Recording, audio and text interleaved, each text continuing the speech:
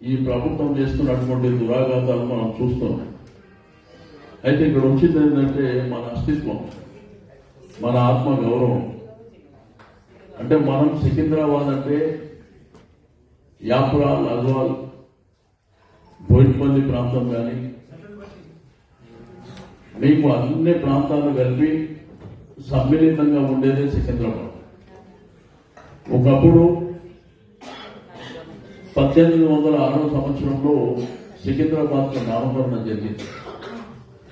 అంటే 220 సంవత్సరాల క్రితం ట్యాంక్ బోర్డ్ అటువైపు హైదరాబాద్ అయితే ట్యాంక్ బోర్డ్ ఇటువైపు సికింద్రాబాద్, అదంతా మనందరికీ తెలుసు, మన పూర్వీకులకు కూడా తెలుసు.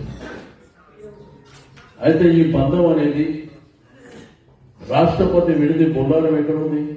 సికింద్రాబాద్ బోయినపల్లి ప్రాంతం, సికింద్రాబాద్ కంటోన్మెంట్ ప్రాంతం. పెరడ్ గ్రౌండ్ ఎక్కడుంది? జిమ్ఖానా గ్రౌండ్ ఎక్కడుంది? కంటోన్మెంట్ బోర్డు ఎక్కడుంది? ఇవన్నీ కూడా మన అస్తిత్వాలు. అంటే మనం ఎక్కడ పోయినా కానీ దేశం, ప్రపంచంలో మేము సికింద్రాబాద్ కంటోన్మెంట్ ఉంటాం, బోయినపల్లిలో ఉంటాం, ఇట్లా రకరకాల పేర్లతో మనం ఉన్నట్టు.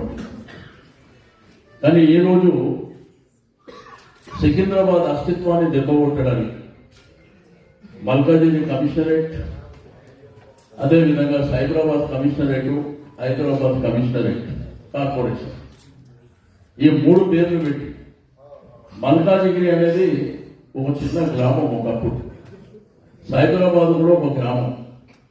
సరే, కాలక్రమేణా మన ప్రభుత్వాలు అభివృద్ధి జరిగి వాళ్ళకు కూడా పేరు వచ్చింది, ఇంకా డెవలప్ కావాలి.